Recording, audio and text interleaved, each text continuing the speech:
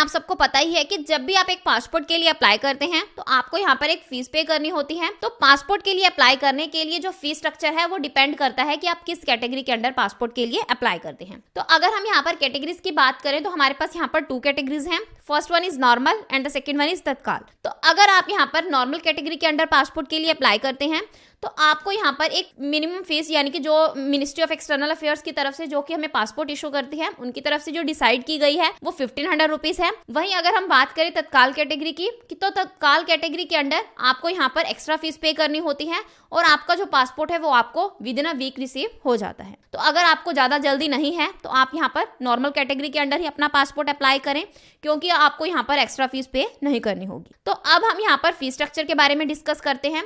तो fees structure भी depend करता है कि आप यहाँ पर 36 पेजेस वाले पासपोर्ट के लिए अप्लाई कर रहे हैं या फिर 60 पेजेस वाले पासपोर्ट के लिए। तो अगर आप यहाँ पर नॉर्मल कैटेगरी के अंडर 36 पेजेस वाले पासपोर्ट के लिए अप्लाई करते हैं तो आपको यहाँ पर 1500 रुपीज पे करने होते हैं। अगर आप नॉर्मल कैटेगरी के अंडर 60 पेजेस वाले पासपोर्ट के लिए अप्लाई करते हैं तो आपको यहाँ पर 2000 रुपीज पे करने होते हैं।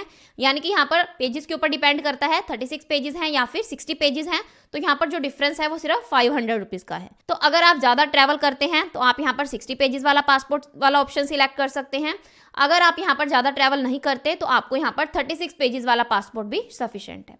तो वहीं अगर हम बात करें तत्काल कैटेगरी की तो तत्काल कैटेगरी के अंडर अगर आप 36 पेजेस वाले पासपोर्ट के लिए अप्लाई करते हैं तो आपको यहाँ पर 3500 रुपीज पे करने होते हैं।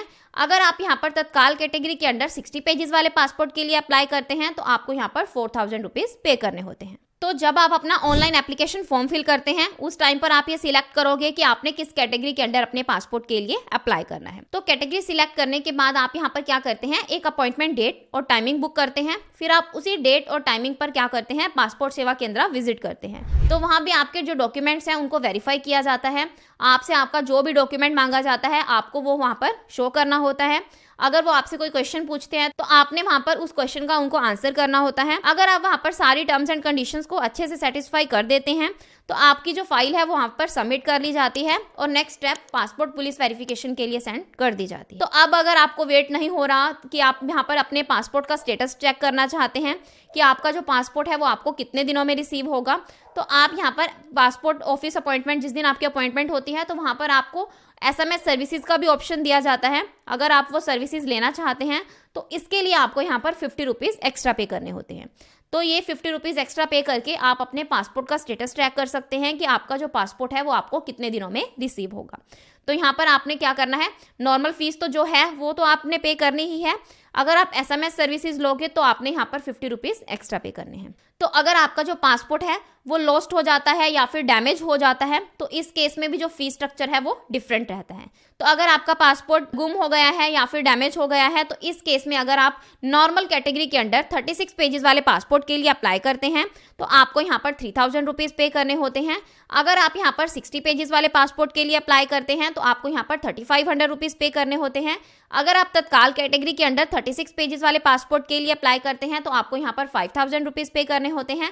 अगर आप तत्काल कैटेगरी के अंडर 60 पेजेस वाले पासपोर्ट के लिए अप्लाई करते हैं तो आपको यहाँ पर 5500 रुपीज़ पे करने होते हैं। तो अगर हम यहाँ पर बात करें कि अगर आपके पास आपका एक ECR पासपोर्ट है और आप अपने पासपोर्ट ECR पासपोर्ट को नॉन ECR पासपोर्ट में चेंज करना चाहते हैं तो इस केस में जो फीस स्ट्रक्चर है वो क्या रहता है, तो ये भी डिपेंड करता है। तो कुछ लोगों को यहाँ पर ये कंफ्यूजन हो रही होगी कि ECR पासपोर्ट क्या होता है, नॉन ECR पासपोर्ट क्या होता है।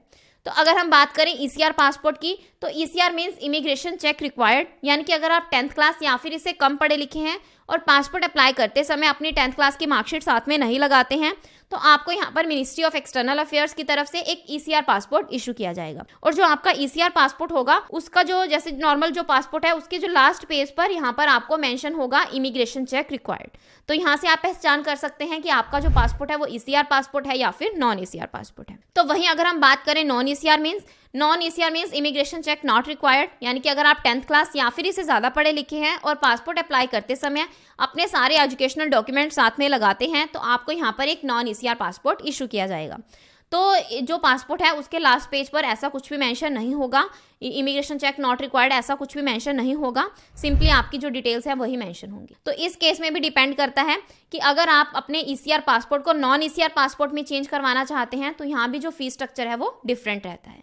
तो इस केस में आपको नॉर्मल पासपोर्ट के केस में 36 पेजेस वाले पासपोर्ट के लिए 1500 रुपीज़ पे करने होते हैं। अगर आप यहाँ पर 60 पेजेस वाले पासपोर्ट के लिए अप्लाई करते हैं तो आपको यहाँ पर 2000 रुपीज़ पे करने होते हैं। अगर आप तत्काल कैटेगरी के अंडर 36 पेजेस वाले पासपोर्ट के लिए अप्लाई करते हैं तो आपको यहाँ पर 3500 रुपीज़ पे करने होते हैं। अगर आप तत्काल कैटेगरी के अंडर 60 पेजेस वाले पासपोर्ट के लिए अप्लाई करते हैं तो आपको यहाँ पर 4000 रुपीज़ पे करने होते हैं। तो वहीं अगर हम बात करें कि अगर आपका जो पासपोर्ट है वो एक्सपायर हो चुका है, यानी कि आप पासपोर्ट रिन्यूअल के लिए अप्लाई करना चाहते हैं, तो अगर आप नॉर्मल कैटेगरी के अंडर 36 पेजेस वाले पासपोर्ट के लिए अप्लाई करते हैं तो आपको यहाँ पर 1000 रुपीज़ पे करने होते हैं। अगर आप यहाँ पर 36 पेजेस वाले पासपोर्ट के लिए तत्काल कैटेगरी के अंडर अप्लाई करते हैं तो आपको यहाँ पर 3000 रुपीज़ पे करने होते हैं। अगर आप नॉर्मल कैटेगरी के अंडर 60 पेजेस वाले पासपोर्ट के लिए अप्लाई करते हैं तो आपको यहाँ पर 2000 रुपीज़ पे करने होते हैं। अगर आप तत्काल कैटेगरी के अंडर 60 पेजेस वाले पासपोर्ट के लिए अप्लाई करते हैं तो आपको यहाँ पर 4000 रुपीज़ पे करने होते हैं। तो ये भी डिपेंड करता है कि आप यहाँ पर किस कैटेगरी के अंडर पासपोर्ट के लिए अप्लाई करते हैं। तो ये था कंप्लीट पासपोर्ट का फीस स्ट्रक्चर कि अगर आप यहाँ पर एक फ्रेश पासपोर्ट के लिए अप्लाई करते हैं, पासपोर्ट री इशू के केस में आपको यहाँ पर कितनी फीस पे करनी है, पासपोर्ट रिन्यूअल के केस में क्या फीस रहती है, यानी कि सारा जो कंप्लीट फीस स्ट्रक्चर है पासपोर्ट के केस में वो क्या रहता है। आई होप आपके सारे डाउट्स क्लियर होंगे। अगर आपको फिर भी कोई डाउट है तो आप कमेंट सेक्शन में पूछ सकते हैं। So this is the end of my video. अगर आपको मेरी वीडियो अच्छी लगी हो तो प्लीज़ मेरी वीडियो को लाइक करें और मेरे चैनल को सब्सक्राइब करें। Thanks for listening and thank you everyone.